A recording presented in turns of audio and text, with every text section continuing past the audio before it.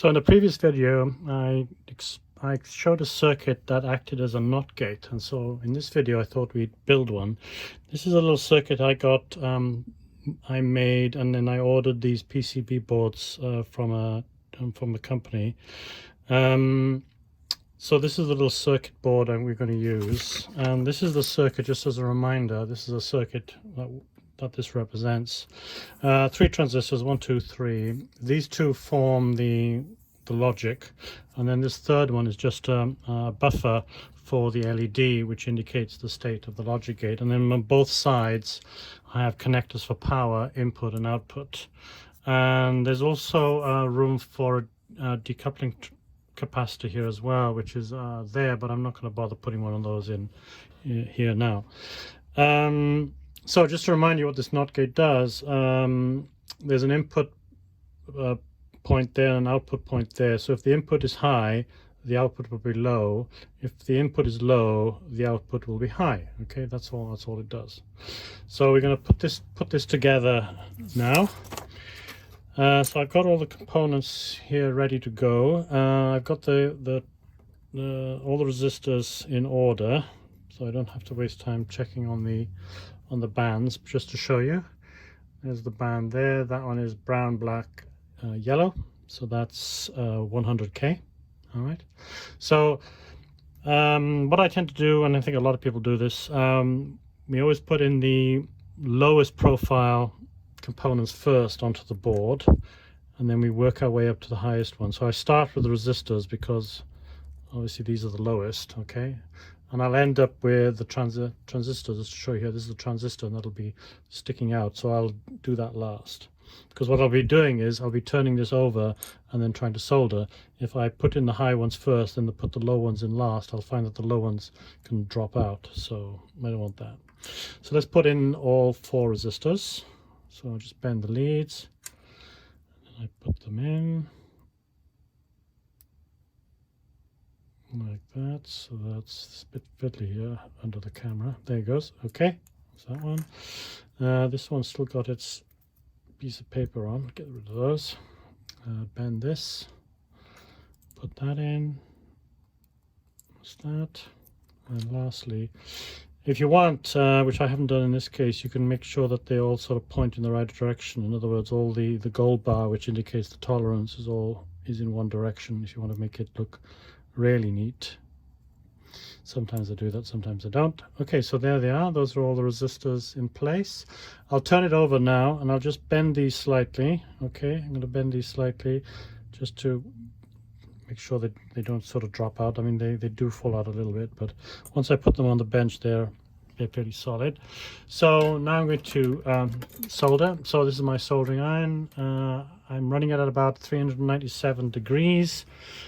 I'm using leaded solder. I don't like the unleaded solder. You need a higher temperature for those, and I've tried using it, but I never really got used to it, so I stick with leaded solder. I think for a hobbyist, I don't the potential problems with the poisonous lead. I think it's a non-problem. People have been soldering for 100 years, and we're still all alive, so I don't think that's a real problem. I mean, obviously, maybe in a manufacturing plant where they're soldering vast amounts of boards, and then they're having to dispose of those boards, the use of leaded-free solder can be an advantage. But for the hobbyist, I don't think it's that important. Anyway, so let's do the solder. I have this little cleaning device here. It's really great. So you can see it's a little bit dull at the moment, so I just stick it in there, and now it's shinier anyway. So let me just tin it a little bit. There it goes. Put it, clean it again, and then we'll start soldering. Okay, so here we go. That's 1. Oops. And 2. So I tend to do one side first, and then I'll turn it around, do the other side. This helps to cool the resistors down before I go on to the other side.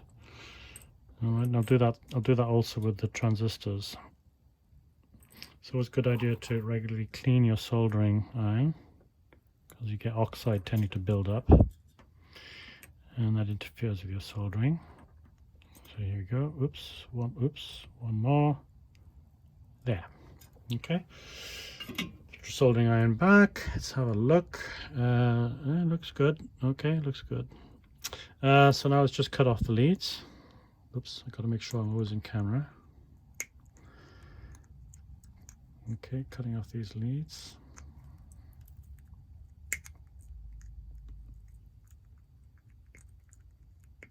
Okay, that looks okay. I always tend to clean off the bits that are left behind because they could interfere later on. Okay, so the next thing we'll put in is the LED. So this is my LED. It's a small variety. I have a bunch of big ones here. These are much bigger, but for the board, I wanted the board to be as compact as possible, so I chose to use the smaller variant. Okay, so I'm going to use the smaller one. So put that one back. Now the important thing with an LED, of course, it has to go around the right way because there's an anode and a cathode lead, and the anode lead, the positive, is always the longest one. Okay, so that's the longest one. All right, so if you look on the circuit board, I made sure that I put the plus, got the plus printed on the board, so I knew which way the LED went round. Obviously that's the plus, so that goes in there. So that's the LED in there. I'll turn it over, bend the leads a little bit. All right, and then I'll solder this in. Clean the soldering iron and then solder.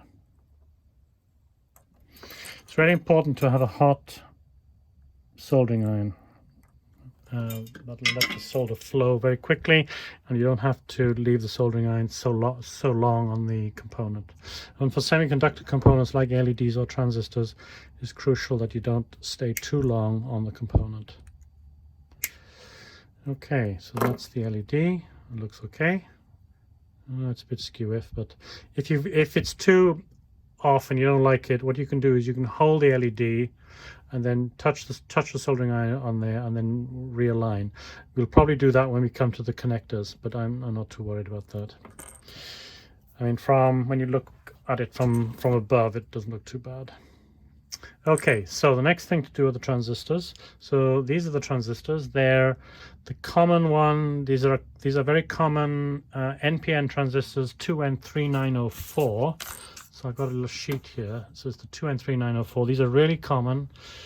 They're pretty cheap as well. You can buy them by the 100 on eBay directly from China, and these are almost a couple of pennies each, I think.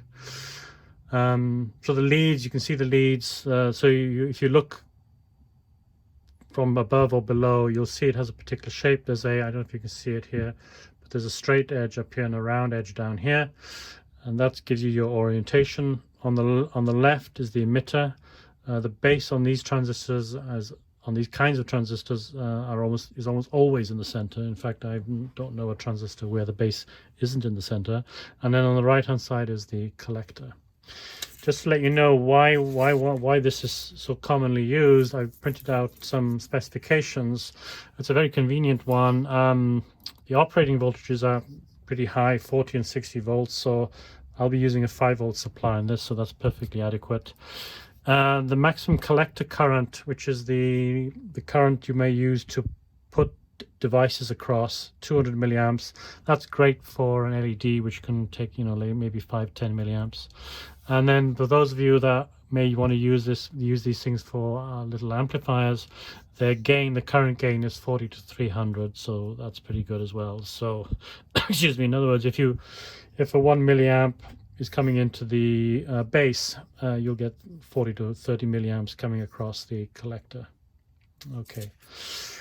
All right, so let's put these in then. So I've bent these transistors already. They don't come, they come perfectly aligned, the pins, and I've just slightly bent them so it's easy to put in. If you look on the board itself, you'll see there's a straight edge and a round edge. It's crucial that you get this the right way around. Otherwise, it won't work. You may even blow the transistor. All right, so that's one in. And then this one here, the straight edge is here, so let's put that in here, like that. And finally this one, this is the straight edge here. I'm just feeling it with my fingers actually. That goes in, it's a little bit awkward. Oops, a little bit awkward this is. Because it's underneath the camera. There we go, okay. And then I double check that the straight edge really does match up with the straight edge on the circuit. It's so easy to make this mistake, especially if you're doing a lot of transistors. You tend to get a bit blasé and you'll make mistakes. So straight edge, straight edge, straight edge. Okay, so I'll turn them around now. Okay, and then we'll start soldering these. Clean the soldering iron, and then I alternate again. I just do 1 lead at a time on each transistor. Gives a chance for the transistor to cool down. This one can be a little bit fiddly because the pins are so close together, and you got to be careful not to create any bridges. So clean the clean the soldering iron as often as you can to really get off any surplus solder that's left on the soldering iron that could cause a bridge to form between 2 leads. You don't want that because they're not always easy to clear. So that's good. And we clean again, and I'll go back to the first one. This is now buried in here, this lead, so that can be a little tricky, but there you go. There it is. That's that. This one here, where is it? There it is. So the color black for a PCB board may not always be the best color. I happen to produce these ones in black just as an experiment, but I think in future I wouldn't, because the contrast isn't great. I have a bunch of green ones for other circuits and blue ones for other circuits, and I think those are better actually. It's easier to see what you're doing. So black might look cool, but it's not so easy to work with. Anyway, so there, that looks great actually. That looks really nice. Okay, looks like you can't see it there. That looks pretty good, I think. So let's cut these leads off.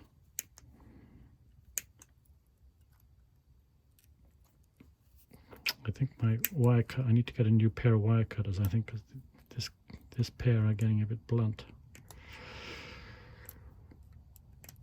One more. And there you go. So let me just get rid of these. Clear the desk.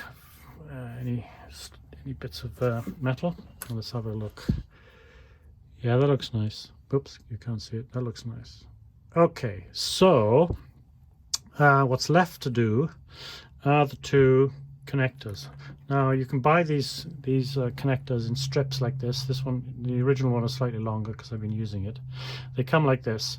In the old days, I would take my pliers and start cutting.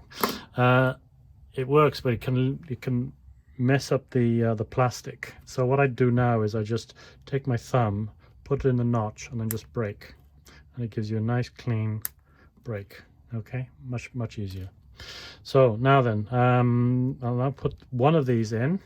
All right, put it down and solder. Now this time I'm only going to solder 1 because this is the thing that often gets crooked. Yes, you can see. Okay, so that's not very well aligned. And the way to fix that then is just to take the soldering iron, put your thumb on the pin, touch your soldering iron on here, and you can feel it straighten up with your thumb. Oops, okay, so now it's straight. Now at that point then I can finish off the other 2. Oops, just getting away from me. Come on. There you go. And then the last one. There it goes. And now we do the other one. So there's 2 of these. The reason there's 2 is so they can be, you can connect one board onto another board by flying the wires from one to the other. Oops, that fell out. Okay. All right, and again, I'm just going to do 1. There it goes. And we have it. Let me take another look. Okay, so that one happened to be straight the first time around, so we're okay with that one. And then we'll just finish off the other pins, and then we're ready to try it out. There it goes, and there it goes. Great. So we're done. there it is. So let's try it out, shall we? So I have somewhere, here it is, I have a little battery pack. Okay, this is about 4.5 volts or so. So the other thing I want to do is I want to get where did I put it? I want to get a jumper lead, one of these, okay, which has a male and female on the end. I'm going to use this to test the operation of the gate. So let's plug this in. Positive is on the top. I make these boards always the same way. Plus 5 volts is on the top, ground is next, and then whatever the inputs and outputs are come next. And of course red is positive, right? So this battery goes straight into there. Okay. So now let's connect the input onto that one. That's the input line. Let's see if it works, shall we? So if I apply 0, I should get a 1. If I apply high, I get 0. So when it's floating, you'll see that it's also unlit. All right. So let me do it again. If I apply a 0, I get a 1 coming out. If I apply a 1, I get a 0 coming out. Now, just to show you this isn't just a fluke, let me dig out another gate. I got another NOT gate here. Here it is. All right. This one happens to be on little stands. I need something to. So this is where the two connectors on either side come in handy. So what I'm going to do is, let me take the power off for now. I'm going to take this, I'm going to connect 3 into there, then I'm going to take these 3 and plug it into there. So what's happening here is this is now going to become, this is going to become my input, all right, and power will go in here, but because of this, power will be distributed to the other board as well. So now let's hook this up. So let's hook up the 5 volts onto this. So we go right, yeah, that's right. Okay, so now you see it's slightly different. So now we've got a 1 here. That must be because there's a 0 coming out here. All right, and in fact there is a 0. So let me hook up my input. So the input is now going to be on this end. There it goes. All right, so we should see these lights switch when I ground this. When I ground the input here, this light should come on and this light should go off. So here we go. There it is. Okay. And if I make it high, of course, it stays the same. So let me do it again. So that goes. If I make this low, I'm basically putting this pin onto the 0 voltage. If I make this low, the output of this goes high. That transmits to this, which then sends it low. Okay. All right. So that's the build, and you can string as many of these as you like together. In fact, if you really want to be clever, you can take 3 of these and put them in a ring, and you'll form an oscillator. Now the frequency is fairly high, and so you need an oscilloscope to see the oscillations, but you end up with something called a ring oscillator. You can slow it down by putting capacitors in between. We won't do that now. And you can slow it down enough so you can see the lights actually flashing. So maybe I'll show that in another video. Okay, thanks a lot.